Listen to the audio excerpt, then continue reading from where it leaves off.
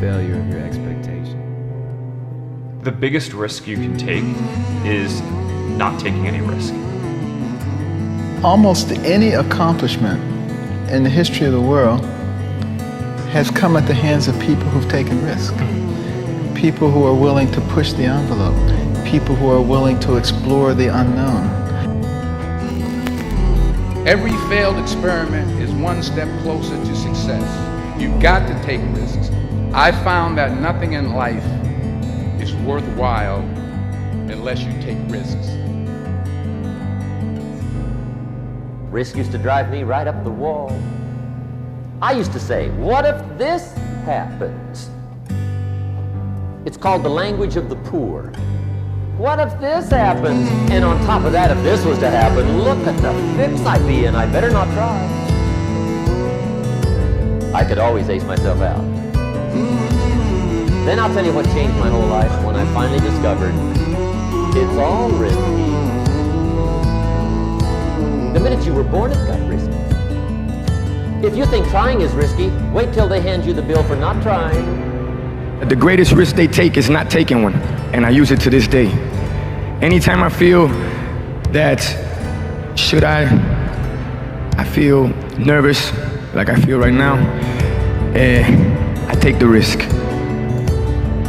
Whatever it is that you want to do, there's going to be risk in your life, and risk is a necessary component of progress. The Englishman says, well, if that's the way it's going to work out, let's give it a go. Right, that's what it's for. Give it a go. Somebody says, yeah, but I'm looking for safety and security. Fine, then huddle in a corner. We'll cover you with a sheet, bring you 3 meals a day. And we'll protect you, feed you, look after you, care for you. We won't let anything happen to you, and you'll probably live to be 100. The guy said, well, yeah, I'd live to be 100. But what a way to live. Right. What a way to live, safe and secure. Don't ask for security, ask for adventure.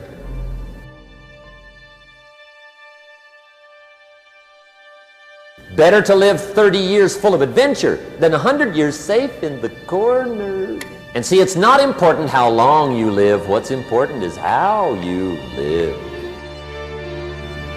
If you think investing is risky, wait till you get the tab for not investing. See, it's all risky. Getting married is risky. Having children is risky. Going into business is risky. Investing your money is risky. It's all risky. I'll tell you how risky life is. You're not going to get out alive. Right, I mean, a lot of people, I think that, whenever it comes to, whenever you get yourself into a position where you have to make some big shift in direction or do something, there are always people are going to point to the downside risks of that decision, and locally they're maybe right. I mean, for any given decision that you're going to make, there's upside and downside.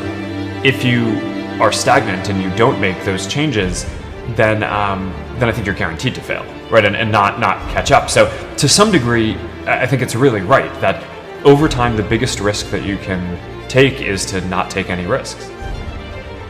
As a business grows, the natural tendency would be to take fewer risks and to be cautious and to have contingency plans. But in a business that's changing very quickly or one that you want to grow, you actually need to be explicit about accepting risk. One of the people who work with me kind of describes it this way. I was sort of encouraging this person, hey, let's try this, why don't we do this, how about this? And at some point he kind of came back and said, so what you're telling me is you want me to try to do 10 things, and if I only get 8 of them, you'll be okay with that. If I don't get all 10, versus having 5 things and doing all 5 perfectly. That's exactly right. We want to accept some experiments.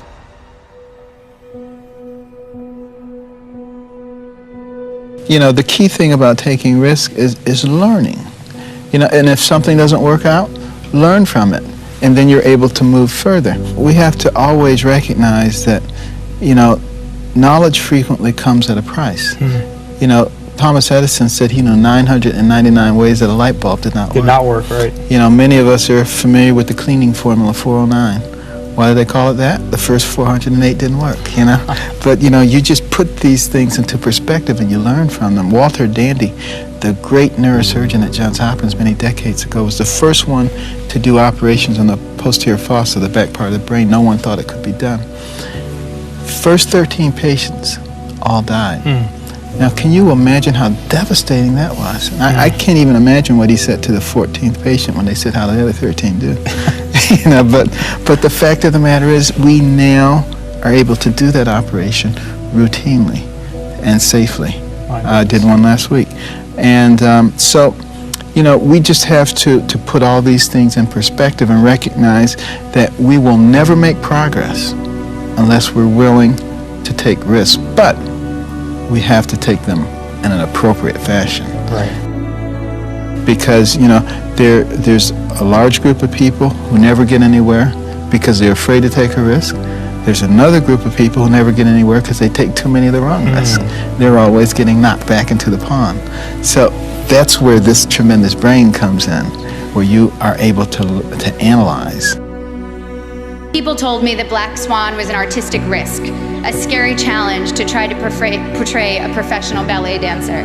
But it didn't feel like courage or daring that drew me to it. I was so oblivious to my own limits that I did things I was woefully unprepared to do. And so the very inexperience that in college had made me feel insecure and made me want to play by others' rules now was making me actually take risks I didn't even realize were risks. When Darren asked me if I could do ballet, I told him that I was basically a ballerina, which, by the way, I wholeheartedly believed.